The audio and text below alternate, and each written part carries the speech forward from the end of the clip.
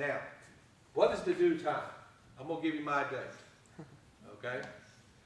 We know because we have good, believe it or not, Roman historians were really good about dating things. Now, Herod, who killed the babies, died in 4 BC.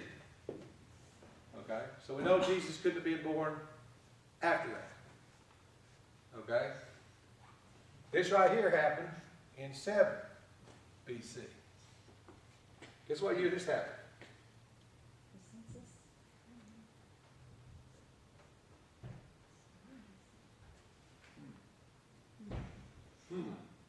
Was that a coincidence?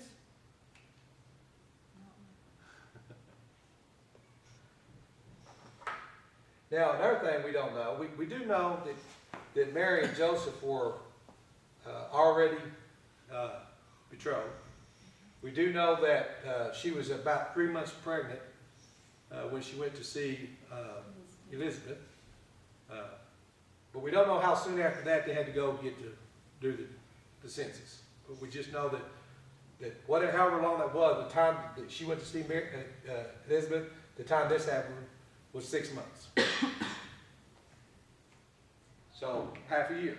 So that, you bring it all together, you see that, okay, that's a due time.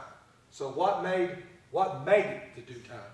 Was it just the fact of fulfilling prophecy? Or fulfilling another prophecy?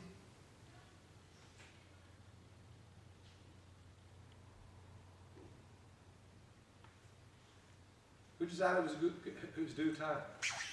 God did. God decided. Keeper of the kingdom happen. I know this kind of made me look, because there's a lot of stuff that's missing. I wish I could fill them in for you, but even though I'm fairly old, I wasn't there back then. I've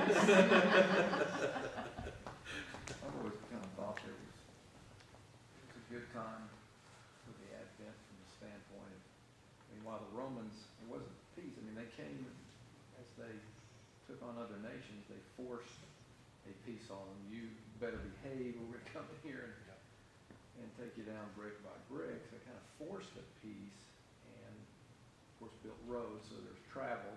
Communication is probably as best as it's ever been when you talk about the couriers systems. So, I always thought there may have been some foundations laid there for really spreading the message that allowed the message after Christ was killed and was raised, and asked people to go out, told them to go out and inform people of this. It may have been an advantageous time. Well, sea travel got a lot better, and that allowed the expansion of Christianity. But when I say that, I think, why didn't it come internet? Right. That's the original question. Why does 47, get around? Where he could just go do national TV, international TV, world TV, and send out the message. But it wouldn't have been, then it would have been just technology, right? This was all God. It's all God put this in place, not man. Man was involved. But do you really think that Caesar Augustus really thought he would have that had anything to do? He probably didn't know that happened. Could have cared less that happened. Whoever was Caesar at one point, though, was given the message. Oh, yeah.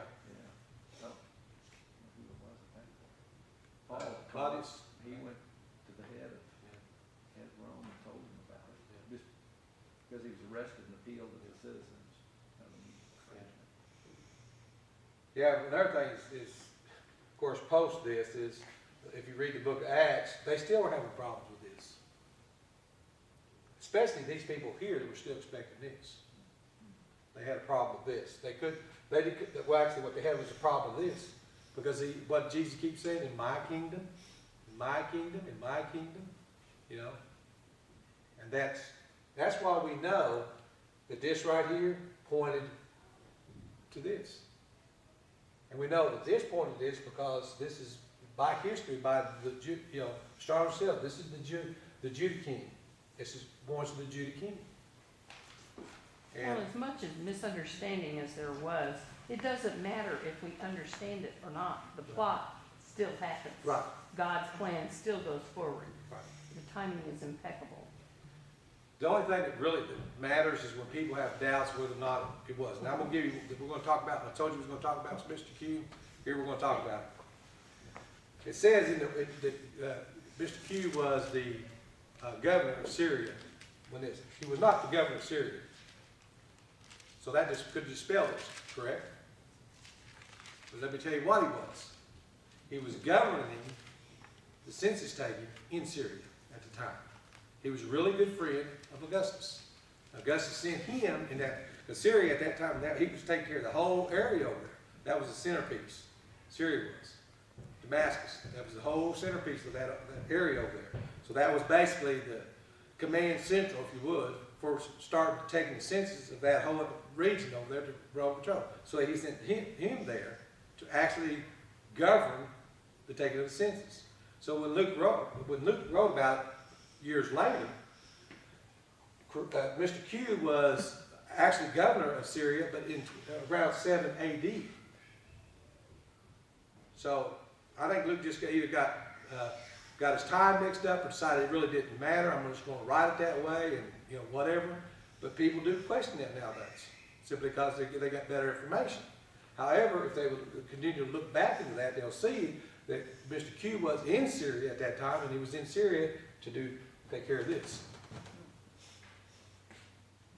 So, told you we'd talk about Mr. Q. Mr. Q. I think it's Quirinius or something like Yeah, that. Quirinius. Quirinius? James Bond. Yes, Q. Mr. M. Q. It's time. Long time on. Everybody, okay. Does anybody have any questions? That's neat. Any comments? Do you like to use using the whiteboard? I know my penmanship's not that good, No, I like visual aids, but, like your rock. like no rock. Yeah, and that's one thing I think that a lot of times we think about what all that meant really in today's time is that it's about the kingdom. We talked about it before. It's not about religion. It's not about the king. It's about what the king did to set up a kingdom. Because he referenced that time and time again about his kingdom. And that's what we have to understand. And what was his kingdom supposed to be like? And they should become like what? Children. Little children. And they should do, he had and one of the biggest things he wanted his people in his kingdom to do is to love one another. But he put a caveat on it, didn't he? As he loved us. And that is the hardest thing. Thanks, Bob. Yeah, thank you.